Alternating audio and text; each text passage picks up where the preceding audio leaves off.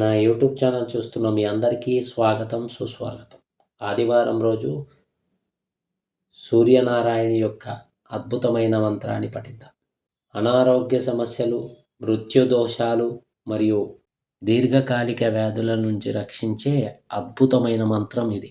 ఈ మంత్రాన్ని ఆదివారం రోజు సూర్యుడికి అభిముఖంగా నిల్చొని రాగి పాత్రలో సూర్యుడికి అర్ఘ్యాన్నిచ్చి ఈ మంత్రాన్ని 1008 సార్లకు తక్కువ కాకుండా 7 వారాలు కనుక సాధన చేస్తే ఎంతటి అనారోగ్య సమస్య అయినా తొలగిపోతుంది మరియు మృత్యు దోషాలు తొలగిపోతాయి కనుక ఈ మంత్రాన్ని పఠించి విని సూర్యానుగ్రహం పొందండి. మంత్రం: ఓం ఆదిత్యాయ జన్మ మృత్యు జరా వ్యాధివర్జితాయ నమః. ఓం ఆదిత్యాయ జన్మ మృత్యు జరా వ్యాధివర్జితాయ నమః. ఓం ఆదిత్యాయ జన్మ మృత్యు జరా వ్యాధివర్జితాయ నమః. ఓం ఆదిత్యాయ జన్మ మృత్యు జరా వ్యాధివర్జితాయ నమః. ఓం ఆదిత్యాయ జన్మ మృత్యు జరా వ్యాధివర్జితాయ నమః. ఓం ఆదిత్యాయ జన్మ మృత్యు జరా వ్యాధివర్జితాయ నమః. ఓం ఆదిత్యాయ జన్మ మృత్యు జరా వ్యాధివర్జితాయ నమః. ఓం ఆదిత్యాయ జన్మ మృత్యు జరా వ్యాధివర్జితాయ నమః. ఓం ఆదిత్యాయ జన్మ మృత్యు జరా వ్యాధివర్జితాయ నమః. ఓం ఆదిత్యాయ జన్మ మృత్యు జరా వ్యాధివర్జితాయ నమః. ఓం ఆదిత్యాయ జన్మ మృత్యు జరా వ్యాధివర్జితాయ నమః. ఓం ఆదిత్యాయ జన్మ మృత్యు జరా వ్యాధివర్జితాయ నమః.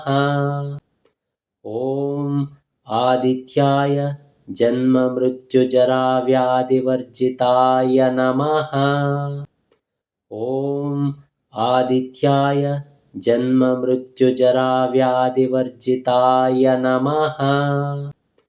ఓం ఆదిత్యాయ జన్మ మృత్యు జరా వ్యాధివర్జితాయ నమః. ఓం ఆదిత్యాయ జన్మ మృత్యు జరా వ్యాధివర్జితాయ నమః. ఓం ఆదిత్యాయ జన్మ మృత్యు జరా వ్యాధివర్జితాయ నమః.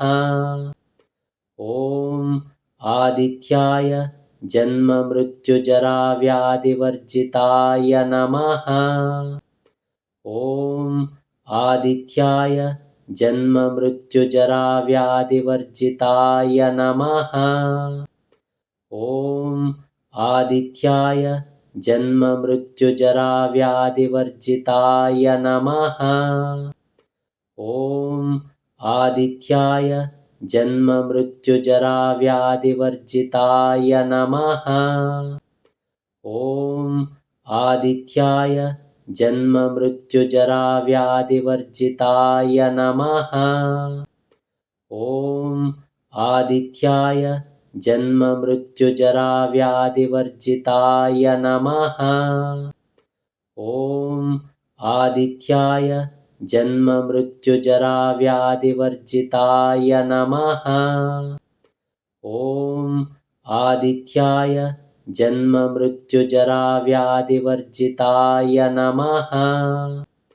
ఓం ఆదిత్యాయ జన్మ మృత్యు జరా వ్యాధివర్జితాయ నమః. ఓం ఆదిత్యాయ జన్మ మృత్యు జరా వ్యాధివర్జితాయ నమః. ఓం ఆదిత్యాయ జన్మ మృత్యు జరా వ్యాధివర్జితాయ నమః. ఓం ఆదిత్యాయ जन्ममृत्युजराव्याधिवर्जिताय नमः।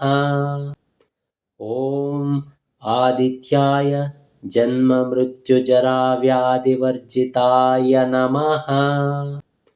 ॐ आदित्याय जन्ममृत्युजराव्याधिवर्जिताय नमः। ॐ आदित्याय जन्ममृत्युजराव्याधिवर्जिताय नमः। ॐ आदित्याय जन्ममृत्युजराव्याधिवर्जिताय नमः। ॐ आदित्याय जन्ममृत्युजराव्याधिवर्जिताय नमः। ॐ आदित्याय जन्ममृत्युजराव्याधिवर्जिताय नमः। ॐ आदित्याय जन्ममृत्युजराव्याधिवर्जिताय नमः। ॐ आदित्याय जन्ममृत्युजराव्याधिवर्जिताय नमः। ॐ आदित्याय जन्ममृत्युजराव्याधिवर्जिताय नमः।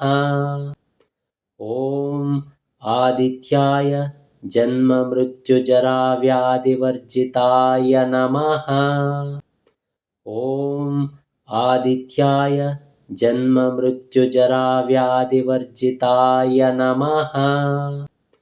ॐ आदित्याय जन्ममृत्युजराव्याधिवर्जिताय नमः। ॐ आदित्याय जन्ममृत्युजराव्याधिवर्जिताय नमः। ॐ आदित्याय जन्ममृत्युजराव्याधिवर्जिताय नमः। ॐ आदित्याय जन्ममृत्युजराव्याधिवर्जिताय नमः। ॐ आदित्याय जन्ममृत्युजराव्याधिवर्जिताय नमः। ॐ आदित्याय जन्ममृत्युजराव्याधिवर्जिताय नमः। ॐ आदित्याय जन्ममृत्युजराव्याधिवर्जिताय नमः। ॐ आदित्याय जन्ममृत्युजराव्याधिवर्जिताय नमः। ॐ आदित्याय जन्ममृत्युजराव्याधिवर्जिताय नमः। ॐ आदित्याय जन्ममृत्युजराव्याधिवर्जिताय नमः। ॐ आदित्याय जन्ममृत्युजराव्याधिवर्जिताय नमः। ॐ आदित्याय जन्ममृत्युजराव्याधिवर्जिताय नमः। ॐ आदित्याय जन्ममृत्युजराव्याधिवर्जिताय नमः। ॐ आदित्याय जन्ममृत्युजराव्याधिवर्जिताय नमः। ॐ आदित्याय जन्ममृत्युजराव्याधिवर्जिताय नमः। ॐ आदित्याय जन्ममृत्युजराव्याधिवर्जिताय नमः। ॐ आदित्याय जन्ममृत्युजराव्याधिवर्जिताय नमः।